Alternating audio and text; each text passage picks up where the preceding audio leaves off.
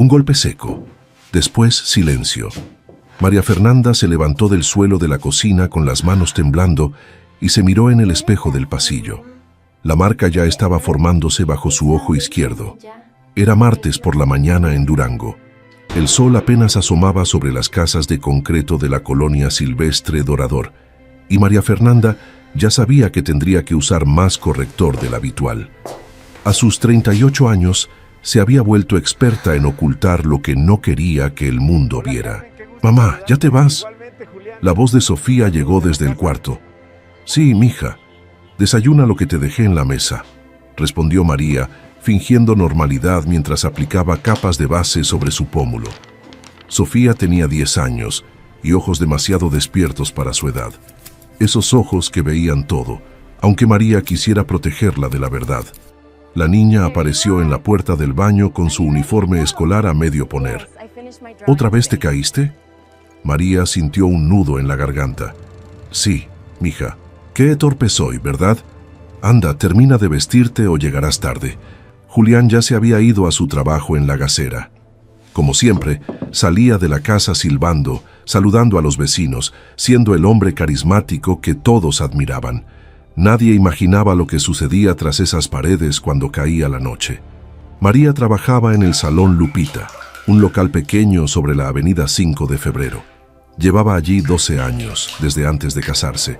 Sus manos conocían cada tipo de cabello, cada tinte, cada peinado, pero sus manos también conocían el temblor antes de abrir la puerta de su propia casa. «Ay, María, ¿qué te pasó?», preguntó Lupita, la dueña, al verla entrar. «Me di con la puerta del closet. Ya sabes, andaba apurada». Lupita la miró con esa expresión que decía, «No te creo nada», pero no insistió. Nunca nadie insistía. En el barrio todos sabían. Los gritos nocturnos atravesaban las paredes delgadas de las casas, pero en Durango, como en tantos lugares, había un código no escrito. Lo que pasa dentro de una casa se queda dentro. Ese día María atendió a 7 clientas. Todas hablaron de sus vidas, de sus esposos, de sus hijos. Y ella sonrió, aconsejó, escuchó. Mientras tanto, el moretón bajo el maquillaje le palpitaba como un recordatorio constante. Al caer la tarde, recogió a Sofía de la escuela primaria Miguel Hidalgo. La niña venía callada. «¿Cómo te fue, mi amor?» «Bien, solo bien». Sofía la miró de una forma que hizo que María sintiera un escalofrío. «La maestra Claudia preguntó por ti». «¿Por mí? ¿Para qué?» «Quiere hablar contigo. Dice que es importante». María apretó el volante del viejo Tsuru blanco que Julián le permitía usar. Su mente empezó a disparar posibilidades. ¿Qué había visto la maestra? ¿Qué había dicho Sofía? Cuando llegaron a casa, Julián ya estaba ahí. Eso nunca era buena señal. Significaba que había salido temprano, y cuando salía temprano generalmente había bebido. «¿Dónde andabas?», preguntó él desde el sillón, con una cerveza en la mano. «Fui por Sofía, como siempre». «Te tardaste». El tráfico estaba pesado en Constitución. Julián se levantó. María conocía esos movimientos, conocía esa mirada. «Sofía, ve a tu cuarto», dijo María rápidamente. «Pero, mamá...» «Que te vayas». La niña corrió, pero no cerró la puerta completamente. Desde la rendija, Sofía vio lo que había visto tantas veces. Vio a su madre agacharse, vio a su padre gritar, vio el inicio de algo que ya no le parecía normal. Esa noche, María se encerró en el baño y lloró en silencio mientras se aplicaba hielo en el brazo. Mañana sería otro día. Mañana necesitaría más maquillaje. Mañana seguiría fingiendo. Pero lo que María no sabía era que Sofía, acostada en su cama, acababa de tomar una decisión. Una decisión que cambiaría todo. ¿Qué hará Sofía? ¿Qué quiere decirle la maestra Claudia a María? La maestra Claudia Herrera tenía 28 años y llevaba apenas 3 trabajando en la primaria Miguel Hidalgo. Pero en esos 3 años había aprendido a leer las señales que otros preferían ignorar. Sofía Ramírez llegaba siempre callada. No jugaba en el recreo como las demás niñas. Sus dibujos en clase de arte eran siempre oscuros. Casas sin ventanas, familias sin sonrisas, nubes negras sobre todo. Y cuando alguien levantaba la voz, Sofía se encogía como si esperara un golpe. El miércoles por la mañana, Claudia encontró a Sofía llorando en el baño durante el receso. «¿Qué pasó, mi niña?» «Nada, maestra». «Sofía, puedes confiar en mí». La niña levantó la vista.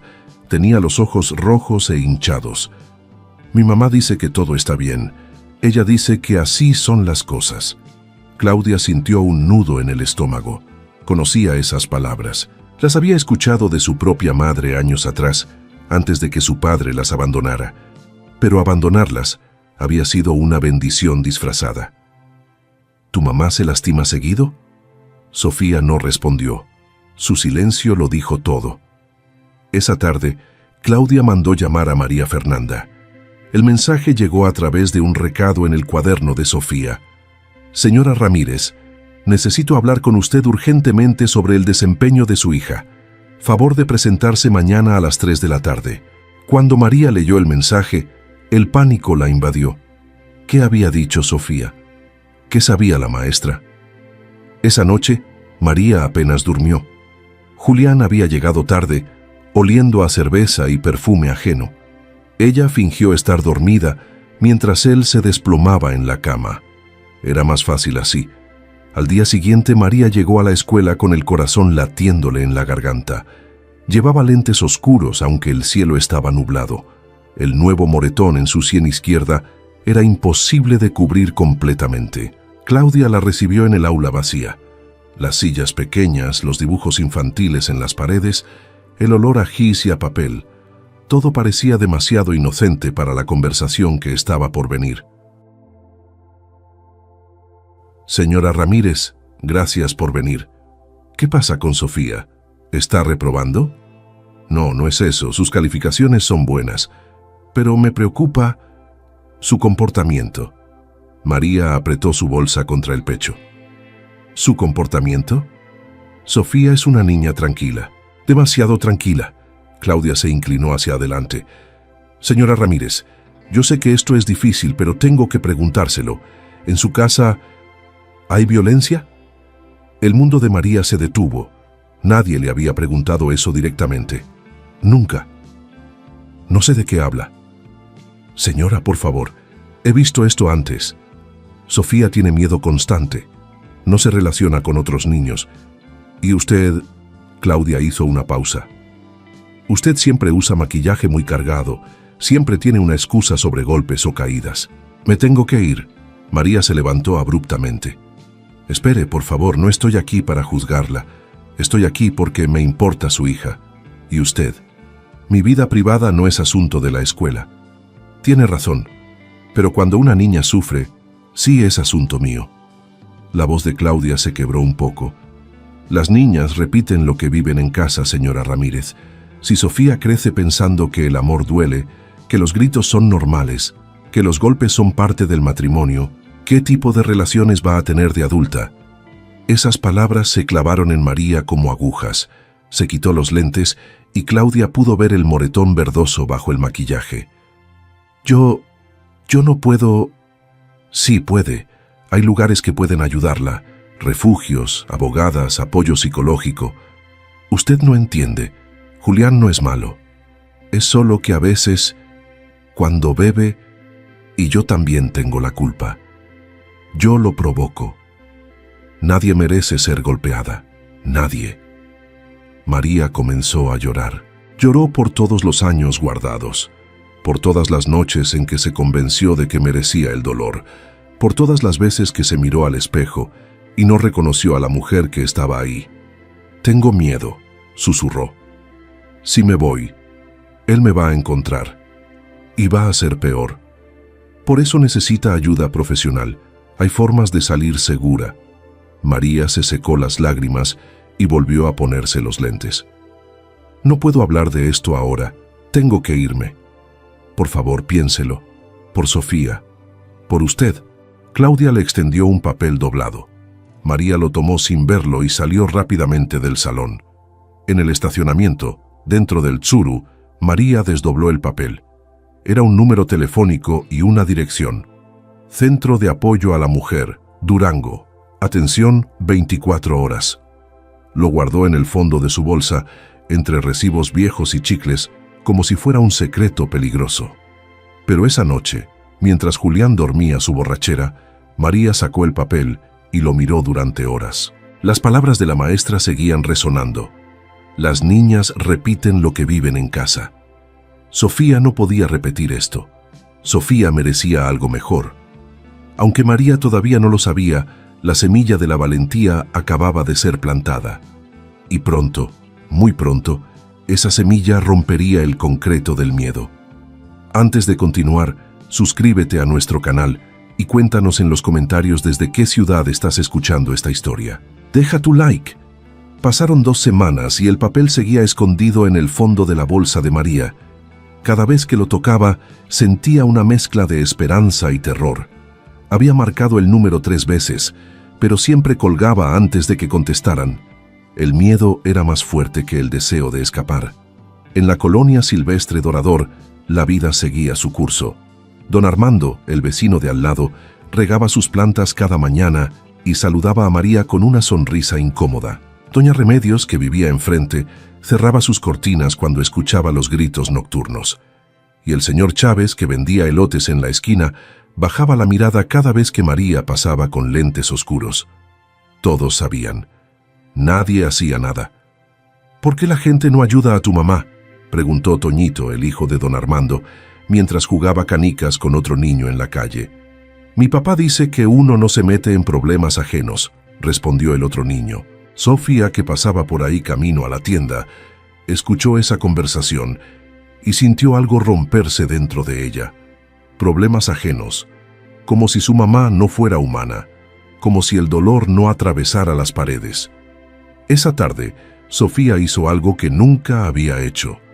Tomó el teléfono de la casa cuando sus padres no estaban y llamó a la maestra Claudia. El número estaba en el pizarrón del salón, para emergencias. Bueno, contestó Claudia. Maestra, soy Sofía. Sofía, ¿estás bien? ¿Pasó algo? Mi mamá tiene un papel con un número. Lo vi en su bolsa, pero no llama, tiene miedo. Claudia cerró los ojos. Sabía exactamente de qué papel hablaba la niña. Sofía, escúchame bien. Tú no tienes que cargar con esto. Eres una niña. Esto es responsabilidad de los adultos. Pero nadie hace nada, maestra. Los vecinos saben y no hacen nada. Y mi mamá no se puede ir porque tiene miedo. ¿Tu papá está ahí ahora? No, fue a trabajar. ¿Y tu mamá? Está en el salón. Yo estoy sola. Claudia sintió una punzada de impotencia. Legalmente no podía hacer mucho sin una denuncia formal, pero moralmente no podía quedarse de brazos cruzados. Sofía, voy a hablarte con mucha sinceridad. Lo que está pasando en tu casa no es normal y no es tu culpa, ni es culpa de tu mamá. ¿Entonces es culpa de mi papá? Sí, mi niña, es su culpa y su responsabilidad cambiar. Pero algunas personas no cambian.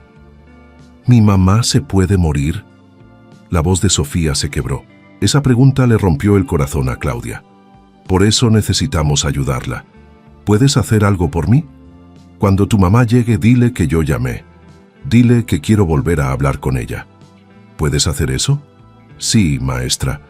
Y Sofía, si alguna vez sientes que están en peligro inmediato, llamas al 911, ¿entiendes? No importa la hora. Sí, maestra. Cuando María llegó esa noche, Sofía le dio el mensaje. María sintió pánico, pero también algo extraño, alivio. Alguien se preocupaba, alguien insistía. Esa noche fue peor que las anteriores. Julián llegó furioso porque en la gasera le habían llamado la atención por llegar tarde. Y cuando Julián estaba furioso con el mundo, descargaba todo en María. La empujó contra la estufa, le gritó que era una inútil, que no servía para nada, que él la mantenía y ella no le daba más que problemas. María sintió el calor del metal en su espalda y un dolor agudo en las costillas. Pero esta vez, algo fue diferente. Sofía no se escondió en su cuarto. Se paró en la puerta de la cocina con el teléfono en la mano y los ojos llenos de lágrimas. «Déjala». Julián se volteó, sorprendido. «¿Qué dijiste?» «Que la dejes, papá. Ya basta.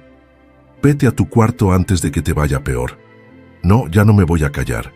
María desde el suelo levantó la vista hacia su hija. Esa niña de 10 años, tan pequeña y tan valiente, enfrentando a un hombre que le doblaba el tamaño. Julián dio un paso hacia Sofía. María se levantó de inmediato, interponiéndose. «A ella no la tocas», dijo María con una voz que no reconoció como suya. «¿Ahora me vas a amenazar?» Julián soltó una risa amarga.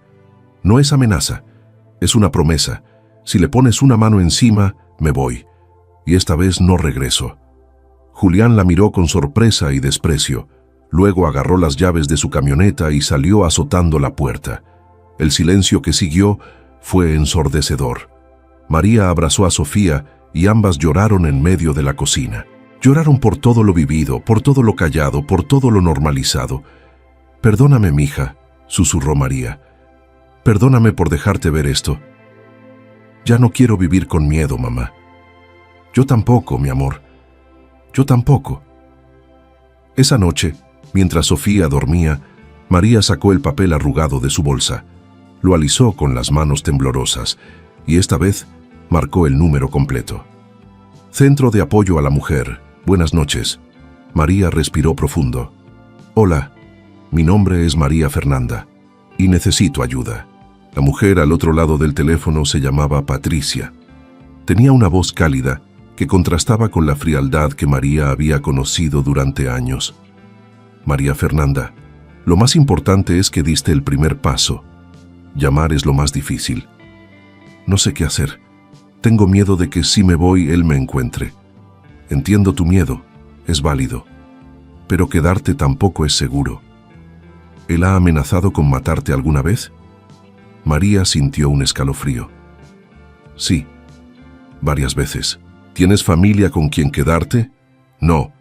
Mi mamá murió hace 5 años. Mi papá vive en Chihuahua y no hablamos desde que me casé con Julián. Él nunca estuvo de acuerdo». «¿Tienes dinero guardado?» «Apenas. Julián controla todo. Me da lo justo para la casa y el mandado». Patricia suspiró. Había escuchado esta historia cientos de veces. Siempre era la misma. Aislamiento, control económico, violencia escalada. «María, tenemos un refugio aquí en Durango. Podemos recibirte a ti y a tu hija. Nadie sabrá dónde están. Tendrás apoyo legal, psicológico y un lugar seguro donde quedarte mientras decides qué hacer. ¿Y si él me encuentra? El refugio es confidencial. Ni siquiera la policía puede revelar su ubicación sin una orden. Estarás protegida». María quería creerle. Quería creer que existía un lugar donde Julián no pudiera alcanzarla. «Déjame pensarlo. Está bien. Pero María, escúchame. La violencia siempre escala. Siempre. Lo que hoy es un golpe, mañana puede ser algo peor. Y tu hija está viendo todo. Ella está aprendiendo que así se ama, así se vive». Esas palabras se quedaron grabadas en la mente de María cuando colgó. Los siguientes 3 días fueron una calma extraña. Julián no regresó la noche que se fue. Apareció el viernes por la tarde con flores y una disculpa en los labios. «Perdóname, mi amor. No sé qué me pasó. Estaba estresado por el trabajo. Tú sabes que yo te quiero. Te quiero a ti y a Sofía más que a nada en el mundo». Era el ciclo de siempre. Violencia, ausencia, arrepentimiento, promesas. Y luego todo volvía a empezar. Pero María ya no estaba en el mismo lugar mental. Algo había cambiado. Había cruzado una línea al hacer esa llamada. El sábado por la noche, María preparó chiles rellenos para la cena. Era el platillo favorito de Julián, y ella esperaba que una buena comida lo mantuviera tranquilo. Sofía ponía la mesa en silencio, evitando el contacto visual con su padre. «¿Por qué tan callada, princesa?», preguntó Julián intentando sonar cariñoso. «No tengo nada que decir. No le hables así a tu papá», intervino María tratando de evitar conflicto. «Déjala. Está en su edad difícil». Julián rió, pero su risa sonó forzada. La cena transcurrió en un silencio incómodo. María sentía la tensión en el aire, como electricidad antes de una tormenta. Después de comer, Julián se sirvió un tequila, luego otro y otro. María conocía esa progresión. Conocía lo que venía después. «Voy a acostar a Sofía», dijo María levantándose de la mesa. Todavía es temprano. Siéntate. Tiene que hacer tarea. Que la haga después. Siéntate, te dije. María se sentó. Sofía la miraba con ojos suplicantes. «Oye, María», dijo Julián, su lengua ya un poco trabada, «vi que andabas muy sonriente el otro día en el salón. ¿Quién es? ¿Quién es quién?» «El hombre con el que me estás engañando». María sintió que el mundo se detenía. «No hay ningún hombre, Julián. No sé de qué hablas. No me tomes por pendejo, te vi. Te vi cuando salías del salón. Hablabas por teléfono y sonreías. Nunca me sonríes así a mí. Estaba hablando con una clienta. Nada más». «Mentirosa». Julián se levantó bruscamente. La silla cayó hacia atrás con un estruendo. Sofía se levantó también, su corazón latiendo con fuerza. «Papá, mamá no tiene a nadie. Ella solo trabaja y viene a casa». «Tú cállate. Es la verdad». «¡Que te calles!». Julián tomó el vaso de tequila y lo lanzó con furia contra la pared. El vidrio estalló en 1000 pedazos. Algunos fragmentos volaron hacia la mesa. Sofía gritó. María corrió hacia ella y vio el corte profundo en el brazo de su hija. La herida estaba abierta, manchando la manga de su pijama. El líquido rojo comenzó a gotear sobre el piso de mosaico. «¡Mira lo que hiciste!», gritó María, presionando el brazo de Sofía con una servilleta. Julián se quedó paralizado. La expresión en su rostro era una mezcla de shock y negación. Yo no quise... «¡Salte!». María lo empujó. «¡Salte de aquí!». Por primera vez, Julián obedeció. Salió de la casa tambaleándose, murmurando disculpas que nadie escuchaba. María llevó a Sofía al baño. Limpió la herida con agua y jabón mientras la niña lloraba en silencio. No eran lágrimas de dolor físico, eran lágrimas de todo lo acumulado. «Duele, mamá». «Lo sé, mi amor. Ya pasó, ya pasó». «No, mamá». Sofía levantó la vista, sus ojos cafés clavándose en los de María. «No pasó. Nunca pasa. Siempre vuelve a pasar». María vendó el brazo de su hija con manos temblorosas. Cada vuelta de la gasa era un recordatorio de su fracaso como madre, como mujer, como ser humano. Cuando terminó, Sofía tomó la mano de María y la apretó con fuerza. «Mamá, ya basta». 2 palabras, solo 2 palabras. Pero en esas 2 palabras estaba todo. El dolor de 10 años, el miedo de 1000 noches, la súplica de una niña que merecía crecer sin terror. María abrazó a Sofía y lloró como no había llorado en años. Lloró por todo lo que le había robado a su hija, por toda la infancia que Sofía nunca tendría. «Tienes razón, mija, ya basta, ya no más». Esa noche, mientras Sofía dormía en su cama con el brazo vendado, María sacó una maleta vieja del closet. Metió ropa, documentos, el poco dinero que tenía escondido en una lata de café. Metió las fotos de su mamá, el rosario que le había regalado su abuela, el osito de peluche de Sofía. Metió toda una vida en una maleta de plástico agrietada. Eran las 3 de la madrugada cuando María marcó nuevamente al centro de apoyo. Esta vez no tembló. «Patricia, soy María Fernanda. Necesito irme. Ahora, esta noche». «Está bien. ¿Dónde estás?» «En mi casa, en la colonia Silvestre Dorador». «¿Él está ahí?» «No. Se fue hace horas. No sé dónde está». «Perfecto. Te voy a dar una dirección. ¿Tienes carro?» «Sí». «Ven en cuanto puedas. Estaremos esperándote». María despertó a Sofía con suavidad. «Mija, nos vamos». Sofía abrió los ojos, todavía hinchados de llorar. «¿A dónde?» «A un lugar seguro, lejos de aquí». «¿Y papá?» «Tu papá ya no puede hacernos daño». Salieron de la casa a las 4 de la mañana. El Tsuru arrancó al tercer intento. María condujo por las calles vacías de Durango, mirando por el espejo retrovisor cada 5 segundos, esperando ver los faros de la camioneta de Julián. Pero no había nadie. Solo ellas dos, la noche oscura y un futuro incierto. Pero por primera vez en años, María sintió algo que había olvidado: esperanza. ¿Las encontrará Julián? ¿Llegarán a salvo al refugio? El refugio estaba en las afueras de Gómez Palacio, a 40 minutos de Durango. Patricia les había dado la dirección exacta por teléfono, pero con una advertencia. No se la digas a nadie, ni familia ni amigas, nadie.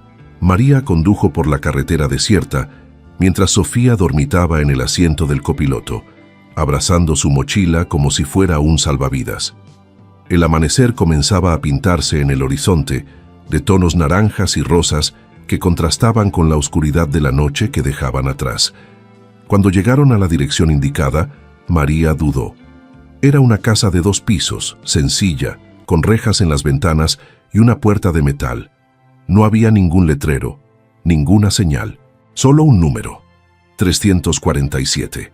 Tocó el timbre 3 veces como le había indicado Patricia.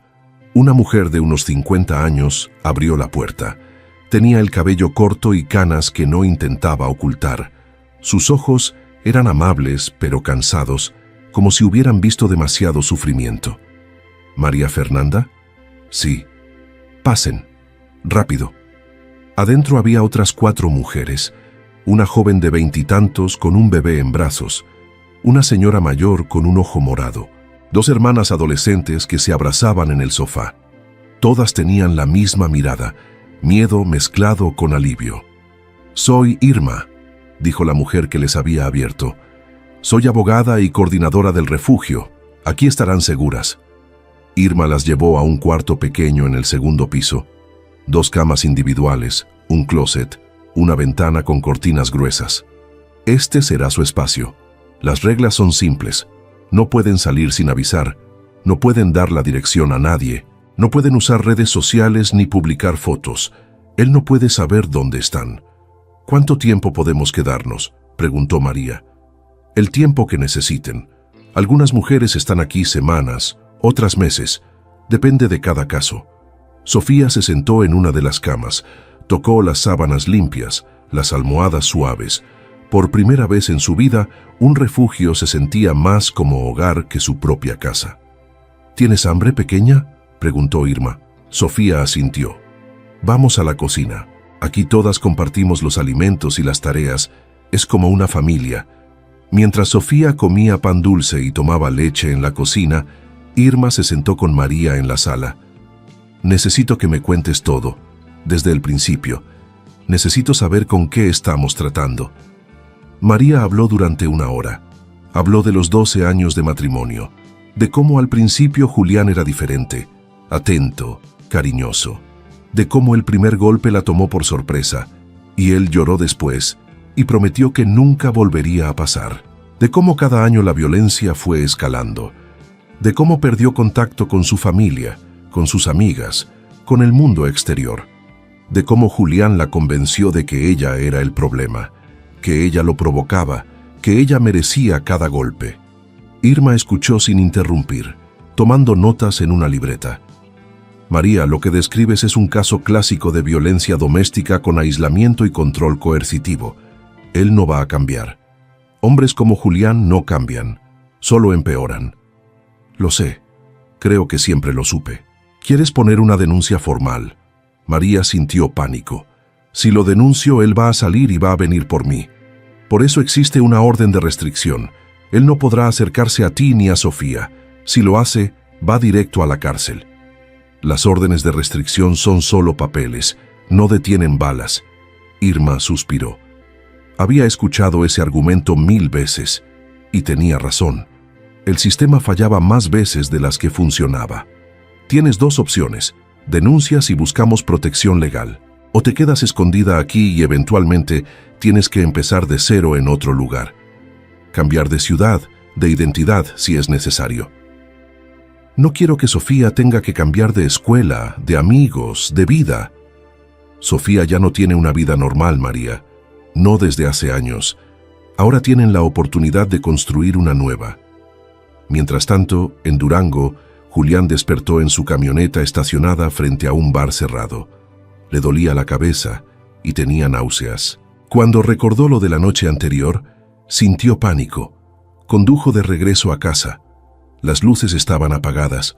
Entró y encontró el silencio. ¿María? ¿Sofía? Nada. Revisó los cuartos. La cama de Sofía estaba tendida, pero su osito de peluche no estaba. El closet de María tenía espacios vacíos, faltaban maletas, se habían ido. Julián sintió una mezcla de rabia y pánico. Llamó al celular de María. Apagado. Llamó al salón Lupita. No contestó nadie. Era domingo. Manejó hasta la casa de Lupita y tocó insistentemente hasta que ella salió en bata. ¿Dónde está María? No lo sé, Julián. No he hablado con ella desde el viernes. Está mintiendo. No estoy mintiendo. Y si María se fue, debe tener sus razones. Ella es mi esposa. No puede irse así. Lupita lo miró con desprecio. Tu esposa. Como si fuera un objeto. Julián, todos sabemos lo que le hacías. Todo el barrio lo sabe. Solo que nadie tenía el valor de decírtelo. Eso no es asunto de nadie. Es asunto de todos cuando una mujer y una niña viven con miedo. Julián la amenazó con el dedo. Como te la encuentres, dile que más le vale regresar, porque la voy a encontrar. Y cuando lo haga... ¿Qué? ¿La vas a matar? Lupita no tembló. Vete de mi casa antes de que llame a la policía. Julián pasó el resto del día buscando. Fue a casa de los pocos conocidos de María que recordaba. Nadie sabía nada. O eso decían. En la noche, borracho y furioso, publicó en Facebook: mi esposa María Fernanda Ramírez se llevó a mi hija sin mi permiso. Si alguien sabe dónde están, comuníquense conmigo. Recompensa. Irma vio la publicación esa misma noche. Alguien del refugio conocía a conocidos de María y le avisó: María, él te está buscando públicamente. Esto ya no es solo violencia doméstica. Esto es acoso. Necesitas denunciar ahora. María miró a Sofía, dormida en la cama con su brazo vendado sobre el pecho. Pensó en todas las noches que la niña había dormido con miedo. Pensó en todos los años que ella misma había vivido como prisionera. Está bien, voy a denunciar. Al día siguiente, un lunes por la mañana, María y Irma fueron a la Fiscalía de Durango. Acompañadas por una trabajadora social del refugio, María presentó la denuncia formal contra Julián Orozco por violencia familiar agravada. Cuando el agente del Ministerio Público le preguntó si había pruebas, María se levantó la manga. Los moretones viejos se mezclaban con moretones nuevos en un mapa de dolor. Se quitó el maquillaje del rostro. Se levantó la blusa para mostrar las marcas en las costillas. ¿Necesita más pruebas?, preguntó Irma, mostrando fotos del brazo herido de Sofía. El agente tragó saliva. Con esto es suficiente. Vamos a proceder. La orden de aprehensión contra Julián se emitió esa misma tarde. También una orden de restricción temporal. Él no podía acercarse a menos de 500 metros de María o Sofía, pero Julián no lo sabía todavía. Esa noche, cuando 2 patrullas llegaron a su casa para arrestarlo, Julián entró en pánico. Vio las luces, escuchó los altavoces, y algo en su cerebro nublado por el alcohol le dijo que huyera. Subió a su camioneta y arrancó a toda velocidad. La persecución duró 20 minutos, por las calles de Durango, hacia la carretera que llevaba a Nombre de Dios. Julián manejaba errático, rebasando autos, pasándose semáforos en rojo. Unidad 3. El sospechoso va hacia el norte por la Federal 45. Va a exceso de velocidad, reportó uno de los policías por radio. Julián miraba por el espejo retrovisor. Las patrullas no lo dejaban. Su corazón latía con fuerza. Su mente era un caos de rabia, miedo y negación. No vio la curva cerrada hasta que fue demasiado tarde. Intentó frenar. El chirrido de las llantas rasgó la noche. La camioneta derrapó, giró y se salió del camino. El barranco tenía 15 metros de profundidad. La camioneta rodó 3 veces antes de estrellarse contra las rocas del fondo. Cuando los paramédicos llegaron 20 minutos después, Julián estaba consciente, pero no podía mover las piernas. No siento nada, repetía una y otra vez. No siento mis piernas. Lo trasladaron al Hospital General de Durango. Las radiografías confirmaron lo que los médicos ya sospechaban: fractura de columna vertebral a nivel lumbar, daño severo en la médula espinal. El pronóstico: parálisis permanente de cintura hacia abajo. El hombre que había usado la fuerza física para controlar y aterrorizar durante años, ahora dependería de otros para cada movimiento. Cuando Irma recibió la llamada de la fiscalía con la noticia, no supo qué sentir. Alivio porque ya no representaba una amenaza inmediata. Tristeza porque la violencia nunca termina bien para nadie. Le dio la noticia a María con cautela. María no lloró, no gritó, solo se quedó mirando por la ventana del refugio, viendo la lluvia comenzar a caer. «¿Cómo está Sofía?», fue lo único que preguntó. «Ella está bien, está en la sala viendo televisión con las otras niñas. Entonces yo también estoy bien». Esa noche, María se arrodilló junto a su cama y rezó por primera vez en años. No rezó por Julián, rezó por Sofía. Rezó por todas las mujeres del refugio. Rezó por fuerza para seguir adelante y agradeció estar viva. Agradeció que su hija estuviera viva, porque sobrevivir ya era una victoria. Los días en el refugio tenían un ritmo extraño. Despertarse sin miedo era algo que María todavía no terminaba de procesar. Cada mañana abría los ojos esperando escuchar los pasos pesados de Julián, su respiración antes de explotar, pero solo había silencio y la respiración tranquila de Sofía en la cama de al lado. Era martes. Habían pasado 6 días desde que llegaron. 6 días desde el accidente. El hospital había llamado 3 veces pidiendo hablar con María. Ella no contestó ninguna llamada. Irma se encargó de recibirlas. «Dice que quiere verte», le informó Irma durante el desayuno. «Dice que necesita pedirte perdón». María estaba untando mermelada en una tostada. Se detuvo a mitad del movimiento.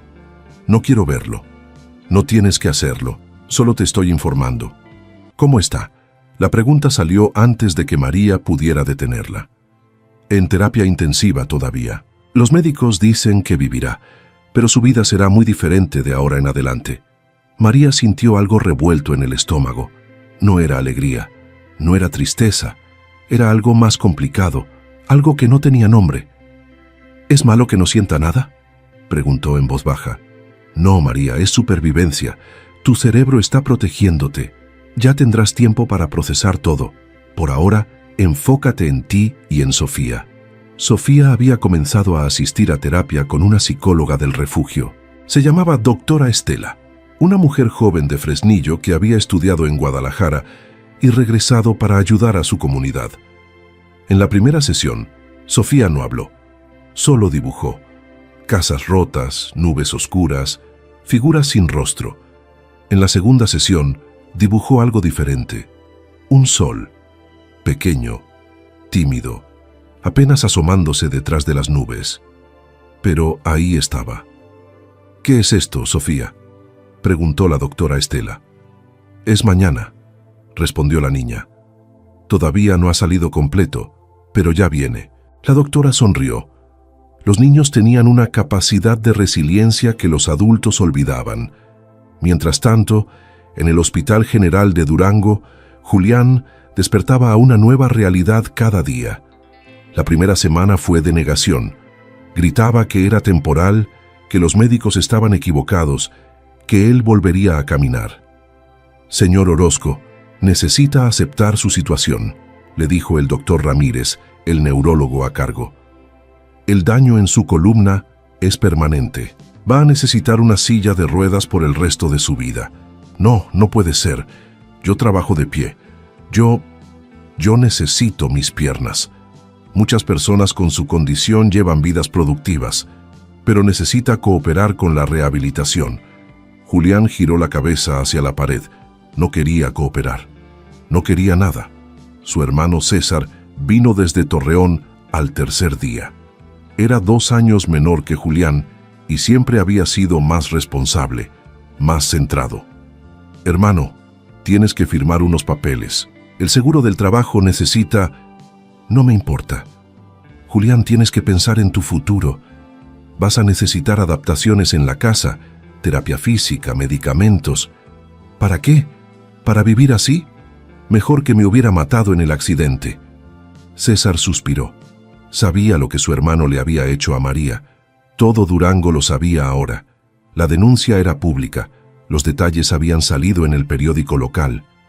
Esto fue tu culpa, Julián. Todo es tu culpa. ¿Viniste a restregarme mis errores? Vine porque eres mi hermano. Pero no voy a mentirte. María hizo bien en irse. Debió haberse ido hace años. Ella es mi esposa. Ya no. Irma, su abogada, me buscó. María va a pedir el divorcio y tiene todos los elementos para que se lo den en meses. Julián cerró los ojos. Sentía como si todo su mundo se desmoronara. Su cuerpo, su matrimonio, su imagen, todo destruido. Puedo verla, solo una vez, para pedirle perdón. Ella no quiere verte, y tiene derecho. Déjala en paz, Julián. Es lo único bueno que puedes hacer ahora. Después de que César se fue, Julián se quedó mirando el techo blanco del hospital. Por primera vez en años, lloró. Lloró no por María, sino por sí mismo, por todo lo que había perdido, por el hombre que pudo haber sido y nunca fue. De regreso en el refugio, María comenzaba a tomar talleres. Había uno de autoestima, otro de finanzas personales, otro de derechos legales. Todas las mujeres asistían, compartían sus historias, se apoyaban entre sí.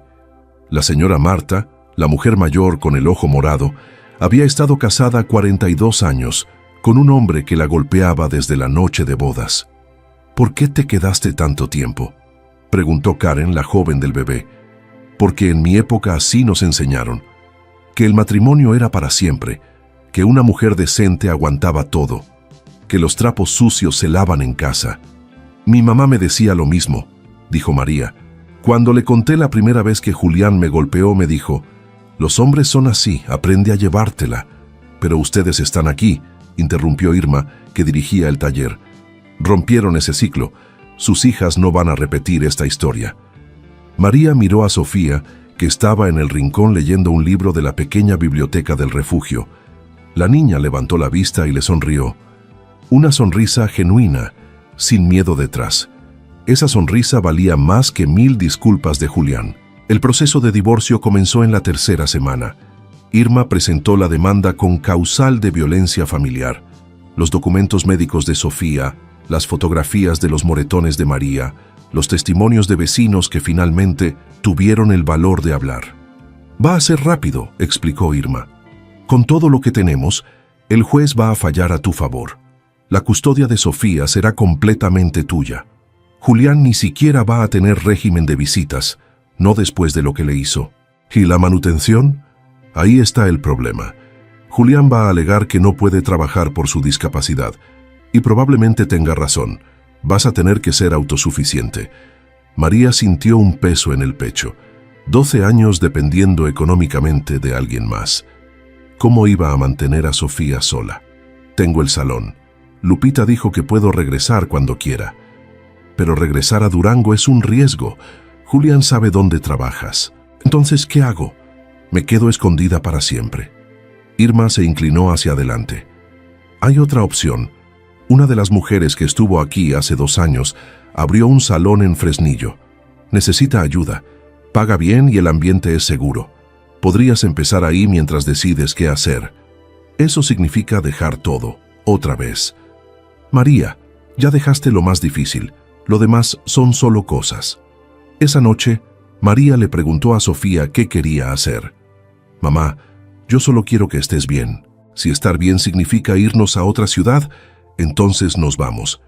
Pero tu escuela, tus amigas... No tengo amigas, mamá. Nadie se me acercaba. Todos sabían lo de papá. Me daba vergüenza.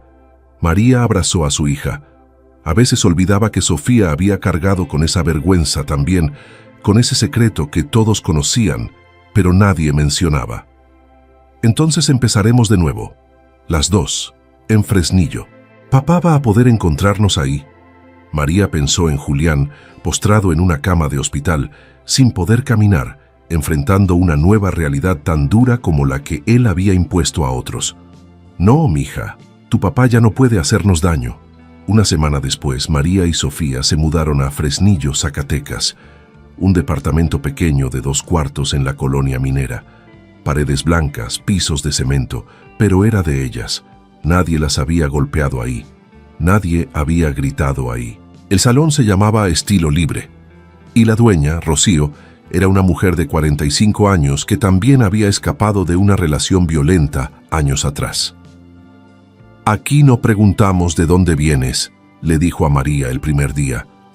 «Solo importa quién eres ahora y quién quieres ser mañana». María comenzó a trabajar. Cortes, tintes, peinados. Sus manos recordaban cada técnica, cada movimiento. Y mientras trabajaba, conversaba con las clientas, mujeres que le contaban sus vidas, sus problemas, sus sueños. Una tarde, una clienta le preguntó, «¿Y tú, María? ¿Cuál es tu sueño?». María se detuvo a mitad de un corte. Nadie le había preguntado eso en años. Había olvidado que tenía permitido soñar. «Mi sueño es que mi hija crezca sabiendo que merece ser tratada con amor, sin gritos, sin golpes, sin miedo». Ese es un buen sueño. Sí, María sonrió. Es el mejor. En Durango, Julián fue dado de alta del hospital después de 6 semanas. César lo llevó a casa y contrató a una enfermera para que lo ayudara con las tareas básicas: bañarse, vestirse, moverse. La casa estaba vacía. Los muebles, los cuadros, la cocina, todo le recordaba a María y a Sofía. Todo le recordaba lo que había perdido por su propia violencia. Una noche, solo en la oscuridad de su cuarto, Julián entendió algo que le costó años comprender. El verdadero castigo no había sido la parálisis. El verdadero castigo era vivir sabiendo que él mismo había destruido lo único bueno que tenía. Había querido mantener a María atrapada con golpes y amenazas. Ahora él era el prisionero, de una silla de ruedas, de sus propios errores, de un cuerpo que ya no le obedecía. La vida al final tenía una forma cruel de hacer justicia. Los primeros meses en Fresnillo fueron como aprender a respirar de nuevo. María despertaba cada mañana sin el nudo en el estómago, sin preguntarse de qué humor estaría Julián, sin calcular cada palabra antes de decirla. Era una libertad tan grande que a veces la asustaba. Sofía comenzó en la escuela Josefa Ortiz de Domínguez a mediados de octubre. La directora, la profesora Amelia, conocía su historia por Irma. No preguntó detalles, solo le dijo a Sofía: «Aquí todos empezamos de nuevo cada día». Al principio, Sofía se sentaba sola en el recreo. Observaba a los otros niños jugar y reír, como si fueran de otro mundo. Pero poco a poco, una niña llamada Daniela se le acercó. «¿Quieres jugar avión conmigo?». Sofía dudó. Luego asintió. Fue un momento pequeño, insignificante para cualquiera.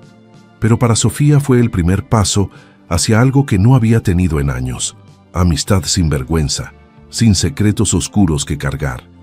En el salón Estilo Libre, María se ganó rápidamente la confianza de las clientas. Tenía manos hábiles y un oído generoso. Las mujeres venían no solo por un corte, sino por la conversación, por el espacio seguro que María creaba sin darse cuenta. Una tarde llegó una clienta nueva.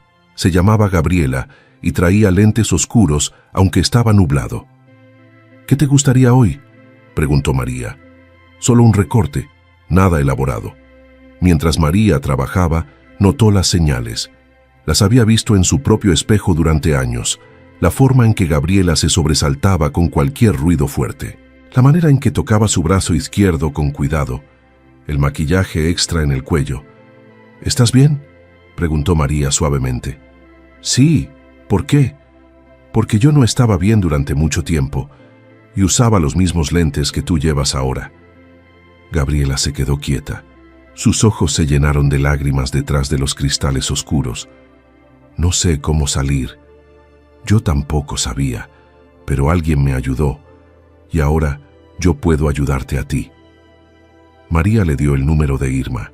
Le contó del refugio, del proceso legal, de la vida después del miedo. Gabriela tomó el papel con manos temblorosas y lo guardó en su cartera como un tesoro secreto. «Gracias», susurró. «No me des las gracias. Solo prométeme que vas a llamar cuando estés lista». 2 semanas después, Gabriela llamó, y 1 semana después de eso llegó al refugio con sus 2 hijos pequeños. Rocío vio la interacción desde lejos y después le dijo a María: «Tienes un don. no solo para el cabello, para las personas. No es un don, es experiencia, respondió María, y ojalá no la tuviera. Pero la tienes y puedes usarla para bien. ¿Has pensado en hacer algo más grande? ¿Cómo qué? Como tu propio salón, un lugar donde las mujeres no solo se arreglen el cabello, sino donde encuentren apoyo, donde sepan que no están solas. María se rió. Rocío, apenas puedo pagar el departamento. ¿De dónde voy a sacar para un negocio? Hay programas de apoyo para mujeres emprendedoras. Irma conoce algunos. Deberías investigar. Esa idea se quedó plantada en la mente de María como una semilla. Los domingos, María y Sofía iban a misa en la parroquia de San Antonio. No habían ido a la iglesia en años. Julián decía que era pérdida de tiempo, que Dios no existía, que solo los tontos creían en esas cosas. Pero ahora, sentada en las bancas de madera gastadas, con Sofía a su lado, María sentía algo que había olvidado: paz. No la falsa calma antes de la tormenta, sino paz real, profunda. El padre Miguel era un hombre mayor, de cabello blanco y voz suave. Después de la misa siempre se quedaba en la entrada para saludar a los feligreses. ¿Usted es nueva en la comunidad?, le preguntó a María un domingo. Sí, padre, llegamos hace unos meses. Bienvenida, si necesita algo, aquí estamos. Gracias, padre. ¿Y usted, señorita? Se agachó para estar a la altura de Sofía. ¿Cómo se llama? Sofía. ¡Qué nombre tan bonito! ¿Sabes qué significa? Sabiduría. Exacto. Y pareces una niña muy sabia. Sofía sonrió.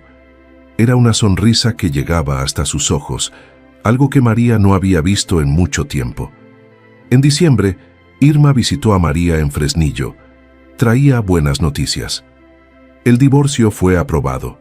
Es oficial. Ya no estás casada con Julián.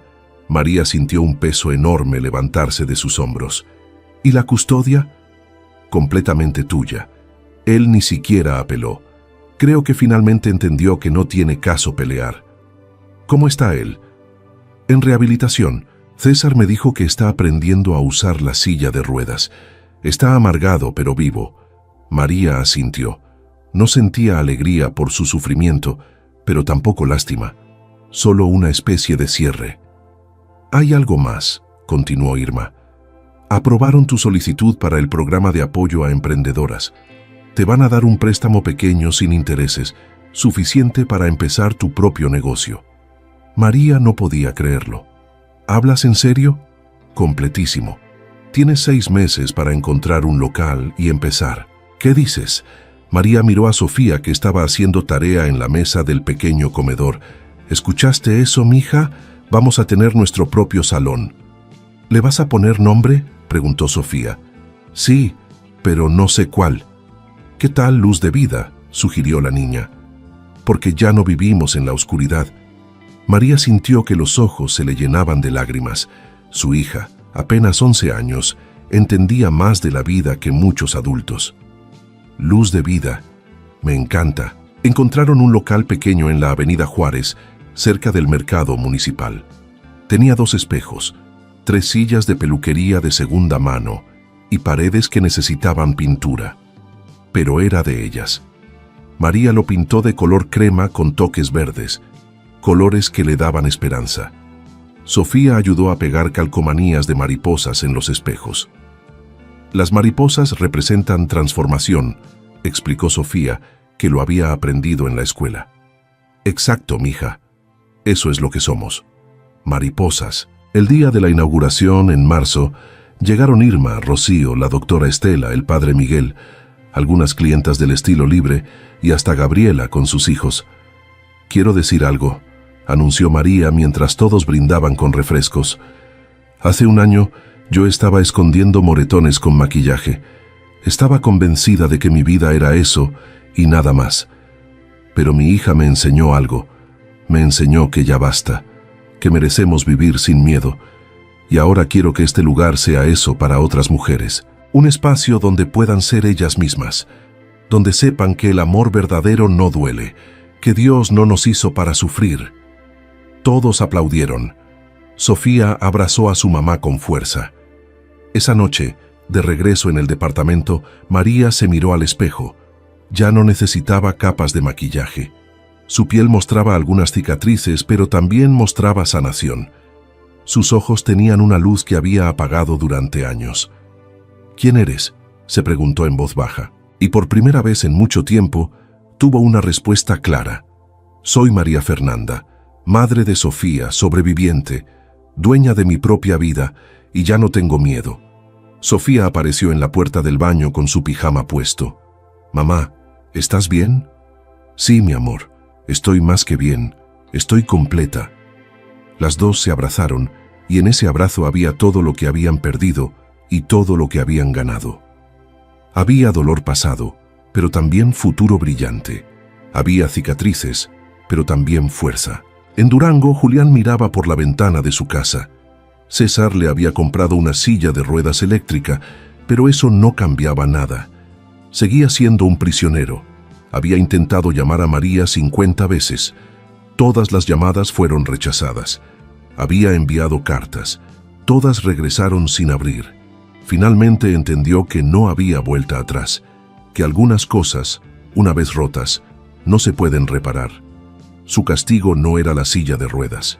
Su castigo era vivir sabiendo que el amor de su familia había existido y que él lo destruyó con sus propias manos. Mientras tanto, en Fresnillo, María apagó las luces del departamento y se acostó. Mañana sería otro día de trabajo, de clientas, de conversaciones, otro día de construir algo nuevo, y por primera vez en 12 años, María se durmió sonriendo, porque había aprendido la lección más importante, que el verdadero poder no está en controlar a otros, sino en liberarte a ti misma, y ella por fin era libre. Octava parte de 8. 5 años después. El Salón Luz de Vida había crecido. Ya no era solo un local pequeño con 3 sillas. Ahora ocupaba 2 locales unidos, con 6 estaciones de trabajo, una zona de manicure y un espacio al fondo donde María daba pláticas gratuitas cada jueves por la tarde. Las pláticas se llamaban Mujeres sin Miedo y llegaban desde adolescentes hasta señoras de 70 años. Todas con sus propias historias de dolor. Todas buscando la luz que María había encontrado. María tenía 43 años ahora. Su cabello mostraba algunas canas que no se molestaba en ocultar. Su rostro tenía líneas de expresión, pero eran líneas de sonrisas, no de lágrimas contenidas. Y sus manos, esas manos que antes temblaban al abrir la puerta de su casa, ahora trabajaban con seguridad y propósito. Sofía tenía 16 años y estudiaba tercero de secundaria en la escuela Leona Vicario. Era una joven callada todavía, pero no por miedo, sino porque había aprendido a escuchar, a observar, a entender que cada persona carga su propia batalla. Era una tarde de abril cuando la maestra de español, la profesora Natalia, dejó una tarea especial. Quiero que escriban una composición sobre la persona que más ha influido en sus vidas. No me digan qué hace esa persona. Díganme qué les enseñó, qué aprendieron de ella. Esa noche, Sofía se sentó en el pequeño escritorio de su cuarto. Ahora vivían en una casa con 3 habitaciones en la Colonia Centro. No era lujosa, pero era de ellas. Comprada con el trabajo honesto de María, con cada corte de cabello, con cada mujer que salía del salón sintiéndose un poco más completa, Sofía tomó su pluma y comenzó a escribir. La mujer que me enseñó a ser fuerte. Mi mamá no es famosa, no sale en la televisión ni tiene millones de seguidores, pero para mí es la persona más valiente que existe. Cuando yo tenía 10 años, vivíamos en una casa donde el miedo era parte de la decoración, donde los gritos eran la banda sonora de nuestras noches, donde mi mamá se pintaba el rostro cada mañana, no para verse bonita, sino para ocultar la verdad. Yo era solo una niña, pero entendía que algo estaba mal, que las familias de mis amigas no vivían así, que el amor no debería doler tanto. Un día, mi mamá me dijo algo que nunca voy a olvidar. Me dijo, mija, el amor verdadero te hace crecer, no te hace pequeña, te da alas, no te las corta. En ese momento no sabía que ella misma estaba aprendiendo esa lección, que cada día tomaba la decisión de quedarse o irse. y que yo, sin saberlo, era su razón para finalmente elegir irse. Nos fuimos una madrugada con una maleta y mucho miedo, pero también con esperanza. Y mi mamá me enseñó que a veces huir no es cobardía. A veces huir es el acto más valiente. Hoy mi mamá tiene su propio negocio, ayuda a otras mujeres a encontrar su fuerza. Y yo aprendí de ella que Dios no nos castiga. Dios pone todo en su lugar. Cada acción tiene consecuencias. Cada decisión nos lleva a algún lado. La persona que nos hizo daño vive ahora con las consecuencias de sus propias decisiones. No es que yo me alegre de su sufrimiento, es que entiendo que la vida tiene una forma de hacer justicia que los humanos no siempre comprendemos. Mi mamá me enseñó que ser fuerte no significa no tener miedo. Significa tener miedo y aún así seguir adelante. Significa caerse y levantarse. Significa perder todo y aún así creer que puedes empezar de nuevo. Gracias a ella, yo sé que merezco ser tratada con respeto, que ningún hombre tiene derecho a lastimarme, que mi voz importa y mi vida tiene valor. Por eso, cuando sea grande, quiero ser como ella. No solo sobrevivir, sino vivir. No solo existir, sino brillar. Porque mi mamá me enseñó que las mujeres no somos frágiles, somos fuertes como el acero que se forja en el fuego. Y mientras más difícil es la prueba, más fuertes salimos. Sofía terminó de escribir y releyó sus palabras. Sintió lágrimas en sus ojos, pero eran lágrimas diferentes, no de tristeza, sino de gratitud. Al día siguiente entregó la composición. La profesora Natalia la leyó y también lloró. Después de clase, le pidió permiso a Sofía para compartirla con las otras maestras, con la directora, con quien necesitara leerla. Tu historia puede ayudar a alguien más, le dijo. No es mi historia, respondió Sofía. Es nuestra historia, la de todas las mujeres que decidieron decir, ya basta. Cuando María leyó la composición esa noche, se quedó sin palabras. Su hija, aquella niña que había visto todo el horror, había transformado el dolor en sabiduría, el trauma en propósito. ¿Qué te pareció, mamá? María abrazó a Sofía con fuerza. Me parece que ya no eres mi niña pequeña. Eres una mujer increíble y estoy tan orgullosa de ti que no me alcanzan las palabras. Aprendí de la mejor. No, mija, tú me enseñaste a mí.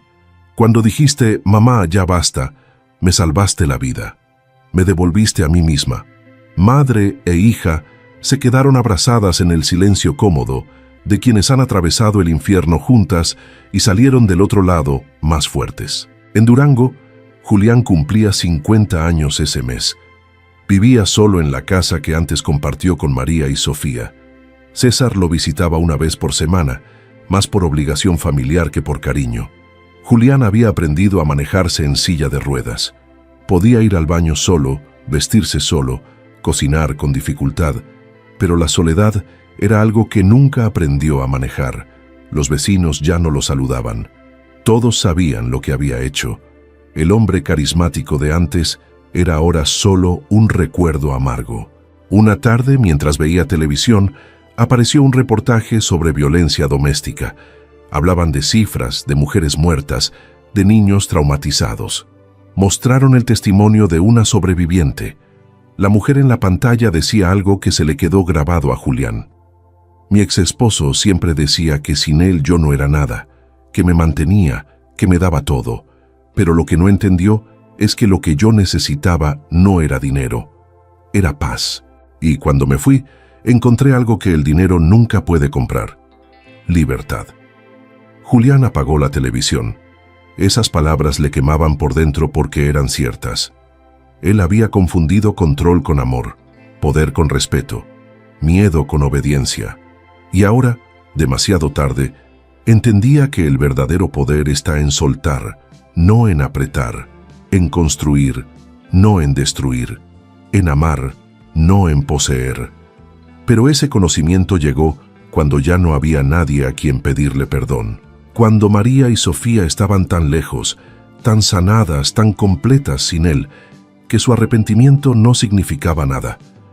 Julián miró sus piernas inmóviles. Durante años había usado su fuerza física para mantener a María atrapada. Ahora esa misma fuerza le había sido quitada. La vida, pensó con amargura, tiene un sentido del humor muy cruel. O quizás no era humor, quizás era justicia. De regreso en Fresnillo, el Salón Luz de Vida se preparaba para cerrar. Era viernes por la noche, y María despedía a su última clienta del día. Gracias, María. Siempre salgo de aquí sintiéndome nueva.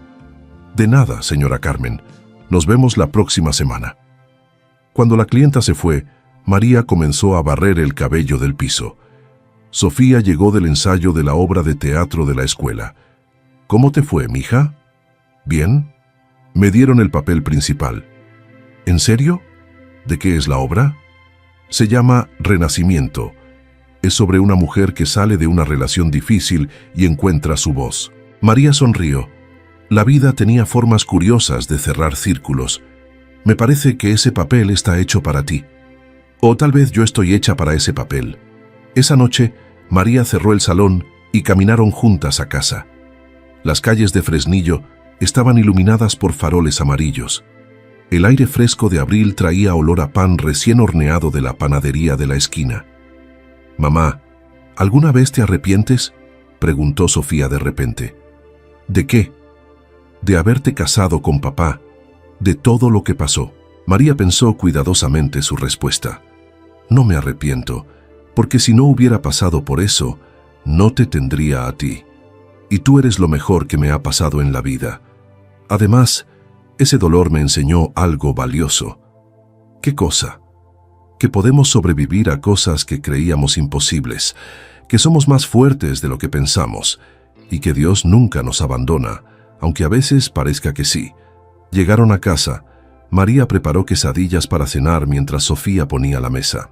Era una escena tan simple, tan normal, pero para ellas era un milagro. Después de cenar, María se paró frente al espejo del baño. Se miró como lo había hecho tantas veces antes, pero esta vez no vio moretones, no vio miedo, no vio a una mujer rota, vio a una sobreviviente, a una guerrera, a una mujer que había atravesado el fuego y salió convertida en algo más fuerte. Sofía apareció detrás de ella, reflejada en el espejo también. «Somos bonitas, ¿verdad, mamá?». «Sí, mija, somos hermosas, por dentro y por fuera». «¿Sabes qué es lo más bonito?». «¿Qué?». «Que ya no tenemos que escondernos, ya no tenemos que pretender. Podemos ser nosotras mismas». María volteó y abrazó a su hija. Esa es la libertad más grande que existe. Años atrás, en una noche oscura en Durango, María había creído que su vida se había terminado, que no había salida, que el dolor era todo lo que le esperaba. Pero una niña de 10 años le había susurrado 2 palabras que lo cambiaron todo. «Ya basta».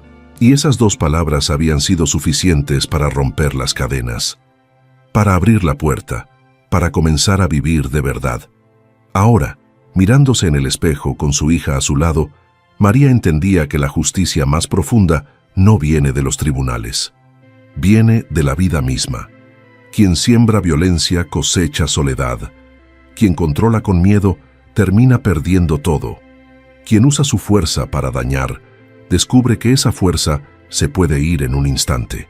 Y quien elige el amor, la valentía y la fe, descubre que esas cosas nunca se pueden quitar. María apagó la luz del baño y fue a su cuarto. Se arrodilló junto a su cama, como hacía cada noche, y rezó. «Gracias, Dios, por darme la fuerza para irme. Gracias por mi hija. Gracias por esta nueva vida. Y gracias porque, aunque el camino fue doloroso, me enseñaste que tu amor nunca falla, que tú pones todo en su lugar, que la justicia llega, aunque no siempre como esperamos. Amén». Se acostó en su cama, en su casa, en su vida que había construido con sus propias manos, y mientras cerraba los ojos, pensó en todas las mujeres que todavía estaban escondiendo moretones con maquillaje, en todas las niñas que vivían con miedo, en todas las que creían que no había salida, y supo que su historia, su testimonio, su ejemplo, podía ser la chispa que alguien más necesitaba para decir esas 2 palabras mágicas: «Ya basta». Porque a veces esas 2 palabras son suficientes para cambiar una vida, o para salvarla. Queremos conocerte. Escribe en los comentarios tu ciudad y país. ¿Qué te pareció esta historia? ¿Cuál fue la parte que más te impactó? Si esta historia te mantuvo pegado hasta el final, te va a encantar la próxima. Hasta la próxima historia.